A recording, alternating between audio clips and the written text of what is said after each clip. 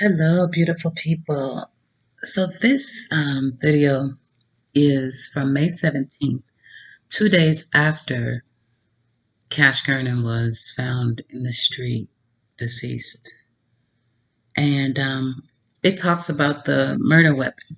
It also has a neighbor speaking, and it shows the neighborhood, which actually looks kind of decent.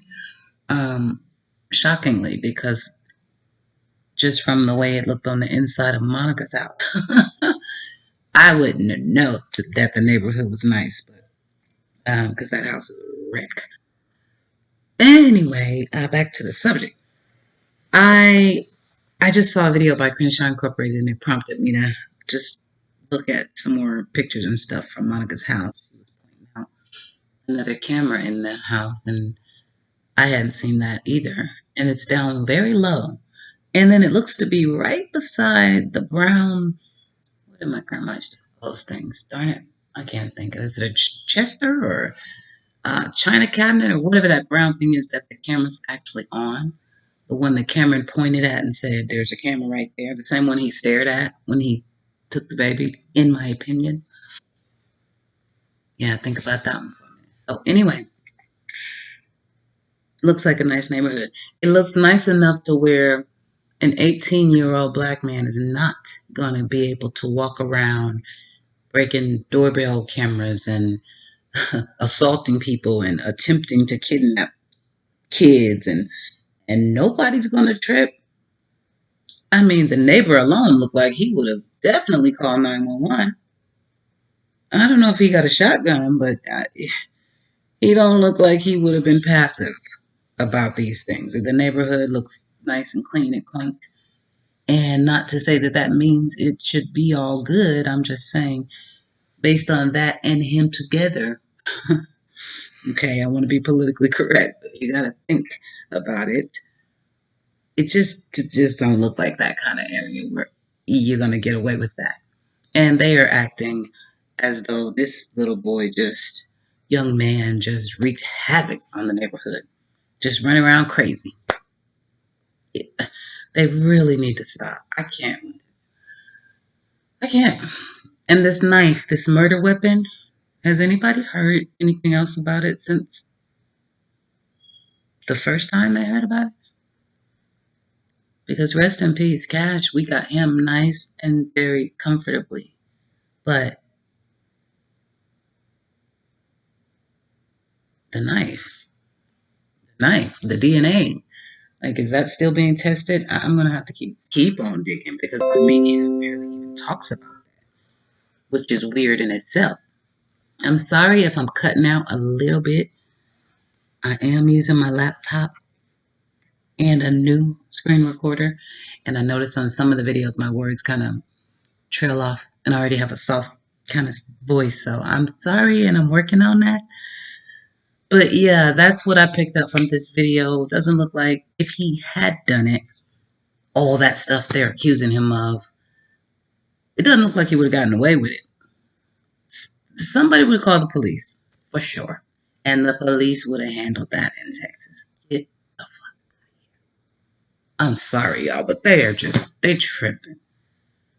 And this kid is, in my opinion, serving time right now for something he didn't do. And so they're just adding fuel to the fire. And he also did this, ring doorbells, and I saw him walking with a hammer. Shit, I walked with a hammer yesterday. I was hanging pictures. Oh, we gotta shed some light. I was hanging pictures all day. I was a maniac out here. Okay, I had a hammer. They gotta stop. I mean, the police are arresting people faster and faster, which is great. But real quick, I even saw a story over two stories where the police reacted way too quickly, and we didn't get the right person. A man was swatted here in Las Vegas. The video is in um, Liam. The babies. There's so many babies. Liam. Oh my gosh, you guys. Husted. Okay, that story, I need to link the videos together because before we found his mother, Las Vegas Metro Police Department found a dad and thought it was him and his kid. And oh, it was just, they swatted him and everything. And wrong guy, completely wrong guy. Meanwhile, Samantha, the mother that just got arrested today, she's chilling. I mean, kinda. She in Vegas, staying in hotels. She murdered her son. Moved. She in Denver now with a man when they arrested her today. So we got to get the right person. It matters. We lose time. Those guys out there are losing sleep and energy, burning both ends of the candle. We got to get it right. And I know a lot of people feel like Darryinn did this. All I'm saying is let's look at all the facts and all the evidence and all the facts. Because in this case, all we have is a whole neighborhood talking. Oh, yeah, by the way, I mean, I haven't seen any proof of any of it. All these doorbell cameras, all these attacks, assaults, not one incident report. When I looked up his criminal history, he had none other than this. Everybody let him off the hook. I know Grandpa said, you know what, supposedly, right? Okay, Molly. Sorry, I thought about Molly Golightly because I was watching her talk about this too after we all found out.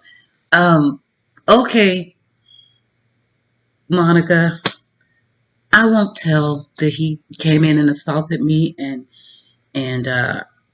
tried to take my 2-year-old. I will not, because of you. All because of you. Who the hell is she? Get out of here, man. Everybody did that though, not just him. Sorry, that's my baby. I guess I better let the video play. All new at 10 o'clock, CBS is learning some troubling new details about the death of a 4-year-old Dallas boy. J.D. Miles at Dallas Police Headquarters with the new information that he has learned tonight. Dallas police homicide detectives are putting together their case here against an 18-year-old man, which may include a possible murder weapon, according to court documents obtained tonight by CBS 11 News. A memorial continues to grow tonight in the middle of a southwest Dallas neighborhood, where the body of 4-year-old Cass Gernon was discovered Saturday morning. I'm still wanting to know why. You know, everybody wants to know the why. Why would someone kill a child and leave their body on a street corner where it was discovered by a jogger? Dallas police say 18-year-old Darryinn Brown is the prime suspect. He has already been charged with kidnapping and burglary at the home 8 blocks away on Florina Parkway, where the child was sleeping. That's where detectives located a tissue paper in a bathroom that had blood drops on it. A small pocket knife was also located and seized. The teenage suspect's mother told CBS 11's Robbie Owens over the phone that her son has some mental health issues, but isn't capable of such a violent act. I think that 4-year-old boy was killed at them people's home, and I believe someone had a transportation like a car or truck and transported his body to the body site. But neighbors say the teenage suspect was known for causing trouble. This guy here, he's on Nextdoor, where he's busted into cars, busted Ring doorbells, seen with carrying a hammer.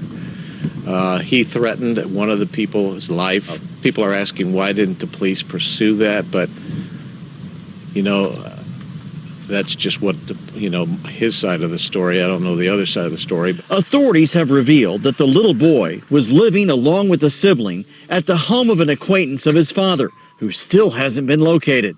Meanwhile, Cash's mother reportedly was unaware of her son's whereabouts for the last 2 months, until police informed her that he was murdered. And we are told tonight the victim's sibling has been reunited with their mother. Sources say the suspect and the family the child was living with knew each other, but we don't know anything more about that yet. In Dallas, J.D. Miles, CBS 11 News.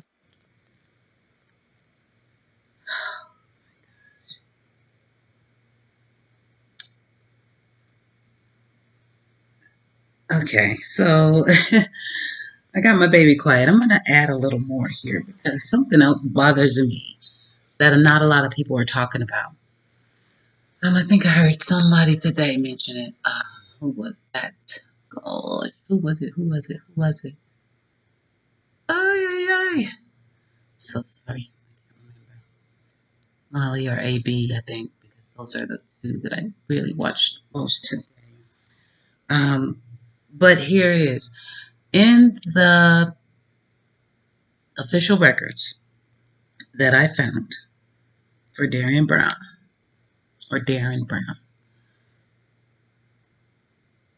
and Monica Sherrod, there was some confusing information. In her records, she was a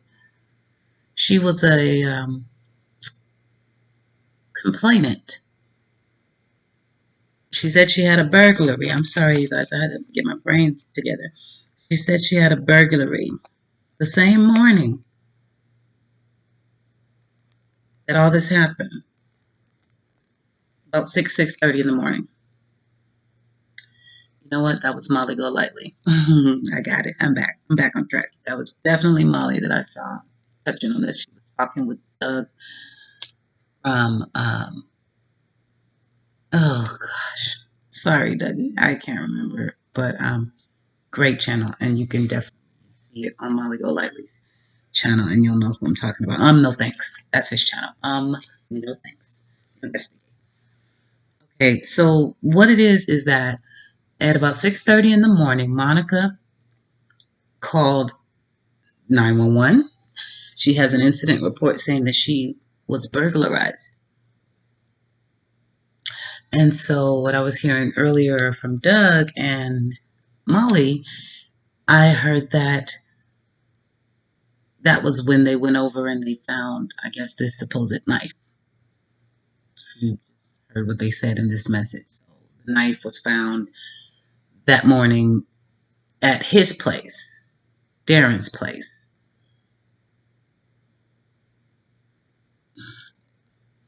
Now I'm all mixed up. It's terrible. It's too much going on, y'all. Anyway, they found a supposedly blood on a tissue in the pocket knife. We all heard that. But that morning, Monica had a burglary, she said. Something. And then we found cash. And then they find the knife over at Darren's place. I mean, picture frame. It's so perfect. The way they set it all up. Perfect, but it's a perfect mess. That's why it's hard to even say what you're trying to say when you talk about this case, because it's so messy. It doesn't make sense. Nothing makes sense. Even when they asked the neighbor just now in the interview, he couldn't explain it. People want to know why law enforcement didn't act on him before now. Well, that's his story. What? Just back it up a couple seconds before I started talking and listen to him. And you're like, wait, what? Whose story? Oh, it was your story. You're the one that just said he was doing all this dirt. And then, what do you mean? Everybody is just,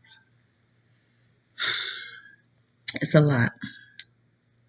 But her calling in that burglary that morning, okay, and then Cameron knowing that walkthrough so perfectly, and then her saying in her actual interview, I believe that was the UK Mail, she said she slept in because Cash normally wakes her up.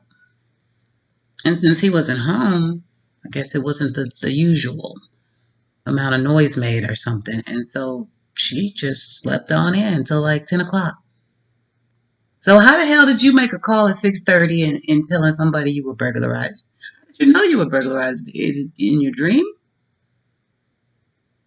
And then after the call, you just went back to bed? I'm just spitballing. And then you forgot that you went back to bed and that you had been burglarized. And then you woke up at 10 and you thought it was the first start of the day. And that's when you figured everything out. Give me a break. Do you guys see how silly I sound? And I'm not mixing it up right now. That's exactly what has been told. Was she on something where she forgot she got up at 6:30? Because what am I missing? Did you get burglarized and call 911 at 6:30, or did you get up at 10 o'clock because Cash didn't wake you up? That's all I'm trying to figure out right now. Help me out, please, somebody.